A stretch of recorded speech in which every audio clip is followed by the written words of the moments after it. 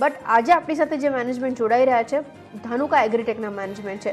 Overall જે સેક્ટરની condition અત્યારે દેખાઈ રહી છે રેનફોલ બાદ હવે કેવી રીતના આઉટલુક બની રહ્યું છે સેક્ટર માટે, આ બધા વિશે વાતચીત કરવા માટે આપણી સાથે कंपनी एमडी एम.के. धानुका जोड़ाई चुका है. सर शुक्रिया मेरे साथ आज जुड़ने के लिए. Very good afternoon. सबसे पहले शुरुआत मैं एक्चुअली वहीं से करना चाह रही थी क्योंकि मुझे याद है पिछली बार हम लोग बातचीत कर रहे थे, आपने बताया था FY22 पूरा थोड़ा म्यूटेड रह सकता है कंडीशन, क्योंकि अब रेनफॉल स्कैटर्ड मैनर में हम लोगों ने देखा है, कई जगह तो डिलेज भी दिखे हैं. क्या कंडीशन वर्कआउट हो रही है, डिमांड के साइड पर किस तरीके से वर्कआउट हो रहा है? हम लोग चाइना की जो कंडीशन है उसके ऊपर डिस्कशन करें, पूरा इफेक्ट. उससे पहले करंट कंडीशन डोमेस्टिक मार्केट्स में क्या है उससे मैं शुरुआत करना चाह रही थी. देखिए, मानसून का बिहेवियर काफी इरेटिक रहा. जब बारिश की जरूरत थी तो एक एक महीने ड्राई स्पेल रहा, और जब जरूरत नहीं थी तो एक्सेसिव रेनफॉल हो गई, जगह जगह फ्लड्स वगैरह आ गई. इवन गुजरात के अंदर में जुलाई अगस्त में बारिश नहीं थी और सितंबर में एक्सेसिव रेनफॉल हो गई. तो उसके कारण से फसलों के ऊपर में काफी बुरा प्रभाव पड़ा, और जो पेस्टिसाइड की कंजम्पशन थी वो काफी इम्पैक्ट हुई. तो ओवरऑल इंडस्ट्री जो है ऑन एन एवरेज 10% डाउन है फर्स्ट हाफ के अंदर में, और धानुका भी जो है सिंगल डिजिट डी ग्रोथ के अंदर में फर्स्ट क्वार्टर के अंदर में रहेगी. Agreed sir. अच्छा, एक चीज जो मैं समझना चाह रही थी, क्योंकि जितने भी प्लेयर से हम लोग बातचीत कर रहे हैं वो ये बात बता रहे हैं कि करंटली जो एक्टिव इंग्रेडिएंट प्राइसेस है उसके अंदर काफ़ी ज़्यादा इन्फ्लेशन आ चुका है. अब प्राइसिंग सिनेरियो किस तरीके से वर्कआउट हो रहा है, क्योंकि ये प्राइसेस जो इंक्रीज हुए हैं आप अगर पास ऑन कर रहे हैं तो ओवरऑल फिनिश प्रोडक्ट्स के दाम में भी एक बढ़ोतरी देखी जाएगी जिसका सीधा इम्पैक्ट वॉल्यूम्स के ऊपर होगा. वॉल्यूम्स के ऊपर जाएं उससे पहले प्राइसिंग सिनेरियो किस तरीके से वर्कआउट हो रहा है, एक आइडिया अगर आप मुझे दे पाएं. देखिए, इंडिया के अंदर में जो भी टेक्निकल पेस्टिसाइड मैन्युफैक्चरर्स हैं वो भी इंटरमीडिएट चाइना से इंपोर्ट करते हैं. तो ओवरऑल हमारी एग्रोकेमिकल्स के लिए डिपेंडेंस चाइना के ऊपर में काफी ज्यादा है, और चाइना के अंदर में अभी 4 कारणों से जो है प्राइसेस ऊपर में है. पहला, वहां पे पावर की एक्यूट शॉर्टेज है जिसके कारण से गवर्नमेंट ने वीक में 2 दिन ही फैक्ट्री चलाने का ऑर्डर दिया है, तो उसके कारण से शॉर्टेज जैसी सिचुएशन हो गई है. दूसरा, वहां पे विंटर ओलंपिक गेम्स है फरवरी के अंदर में, and the government want blue sky, they want the reduction in the carbon, so that's why the factories has been closed down. Thirdly, phosphorus के प्राइस जो है वो डबल से ज्यादा हो गए हैं, उसके कारण से जितने भी ऑर्गेनो फॉस्फोरस प्रोडक्ट्स हैं उनके अंदर प्राइसेस काफी बढ़ गए हैं. और चौथा, जो लॉजिस्टिक्स की प्रॉब्लम है और कंटेनर्स की अनअवेलेबिलिटी है, उसके कारण से जो सी फ्रेट है वो 3 गुना बढ़ गया है. इन सब कारणों से जो रॉ मटेरियल चाइना से इंपोर्ट हो रहे हैं टेक्निकल ग्रेड पेस्टिसाइड या इंटरमीडिएट्स, उन सब के प्राइसेस बढ़ गए हैं. अभी क्योंकि सीजन स्लैक था, डिमांड कम थी, इसके लिए प्राइसेस जो है वो फिनिश प्रोडक्ट में नहीं बढ़ पाए हैं. लेकिन नवंबर से ऑनवर्ड्स प्राइसेस जो है वो पास ऑन हर कंपनी करेगी, क्योंकि हर कंपनी को जो नया माल मिल रहा है वो ज्यादा रेट के ऊपर में खरीदना पड़ रहा है. Okay, agreed. मतलब यहाँ से थोड़ा इफेक्ट हम लोग वॉल्यूम्स के ऊपर आते हुए देखेंगे तो सही, क्योंकि प्राइसेस काफ़ी ज़्यादा बढ़ चुकी है इतने जो आपने रीजंस बताए उसकी वजह से. वॉल्यूम्स FY22 के एंड तक कैसे दिख सकते हैं, एक आइडिया अगर आप मुझे दे पाएं, क्योंकि पिछली बार हम लोग बात कर रहे थे तो आपने बताया था टॉप लाइन के फ्रंट पे तो म्यूटेड रहेंगे, और जिस तरीके से सेंटिमेंट अब बन रहा है थोड़े चैलेंजेस और सेक्टर के लिए बढ़ रहे हैं, क्या एक्सपेक्ट करूं मैं?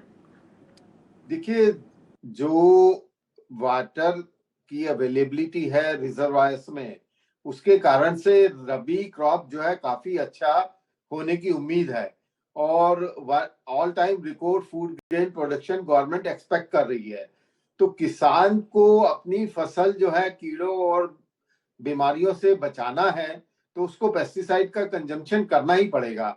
इवन खरीफ क्रॉप काफी अच्छी है और कमोडिटी के प्राइसेस सब ज्यादा हैं, जिसके कारण से किसान को अपनी फसल का अच्छा दाम मिल रहा है और उसके पॉकेट में पैसा है ताकि वो खर्च कर सके। तो उसके पास दूसरा कुछ अल्टरनेट नहीं है, अपनी फसल को बचाने के लिए उसको दवाइयों का इस्तेमाल करना ही पड़ेगा। तो मैं नहीं समझता कि वॉल्यूम्स के ऊपर में प्राइस इंक्रीज के कारण से कोई लंबा चौड़ा इम्पैक्ट होने की गुंजाइश है। मैं धानुका के लिए तो ऐसा मानता हूं कि हम लोग मार्च जो है वो सिंगल डिजिट ग्रोथ के साथ एंड करेंगे। ओके, मार्च का क्वार्टर सिंगल डिजिट के साथ एंड होते हुए देखेंगे। अग्री। अच्छा, ये हम लोगों ने डोमेस्टिक मार्केट्स की बात कर ली। एक्सपोर्ट मार्केट्स कैसे वर्कआउट हो रहे हैं सर? क्योंकि वहाँ पे डिमांड काफ़ी रोबस्ट क्वांटम में बढ़ती हुई दिख रही थी, और चूंकि हम लोगों ने कोरोना के रिलेटेड डिसरप्शंस बाकी सारी इंडस्ट्रीज में देखे थे, आपकी एक इंडस्ट्री ऐसी थी जहाँ से सिमिलर डिमांड इंटैक्ट रहा था बावजूद इसके कि ये डिसरप्शंस थे। अब कंडीशन क्या है, एक आइडिया अगर आप मुझे दे पाएं एक्सपोर्ट मार्केट्स के लिहाज से। एक्सपोर्ट के अंदर में काफी ज्यादा रिक्वायरमेंट है और इंडिया से एक्सपोर्ट काफी बढ़ रहा है।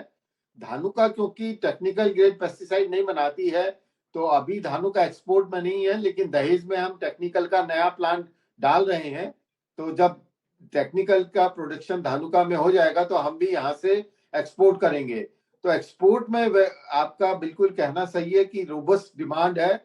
और अभी जो यूरोपियन और अमेरिकन जापानीज कंपनीज हैं वो इंडिया को प्रेफरेंस दे रही है चाइना के ऊपर में, तो इंडिया से एक्सपोर्ट काफी बढ़ गया है।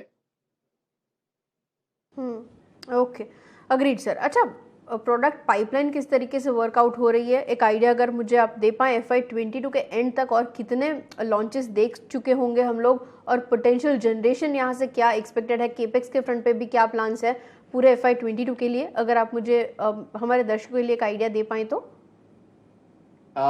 जैसा कि पहले भी हमने शेयर किया है, हमारे 8-10 मॉलिक्यूल हमेशा पाइपलाइन में रहते हैं और क्योंकि 4 से 5 वर्ष का समय लगता है एक प्रोडक्ट का रजिस्ट्रेशन मिलने में, जो कि पहली बार इंडिया में इंट्रोड्यूस होता है, तो ऐसे जो 2 नए मॉलिक्यूल पहली बार भारत के अंदर में इंट्रोड्यूस करेंगे हम प्रतिवर्ष, ऐसी आशा है।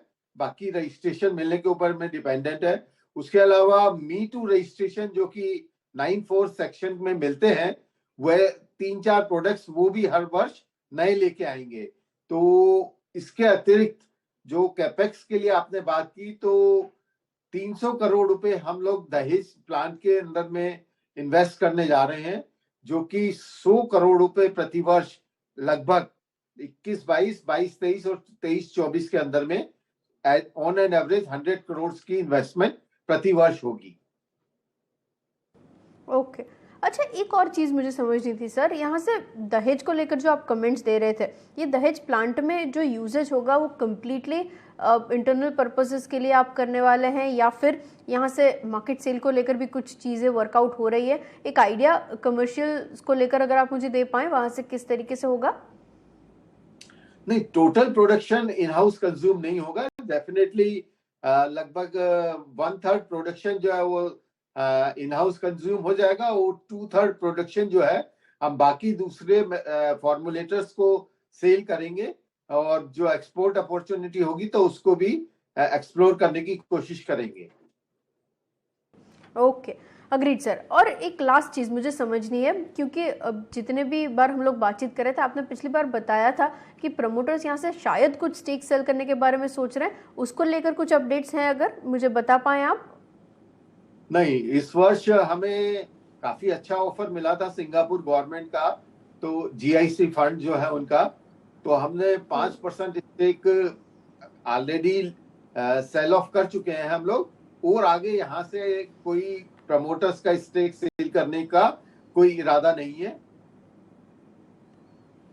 ओके,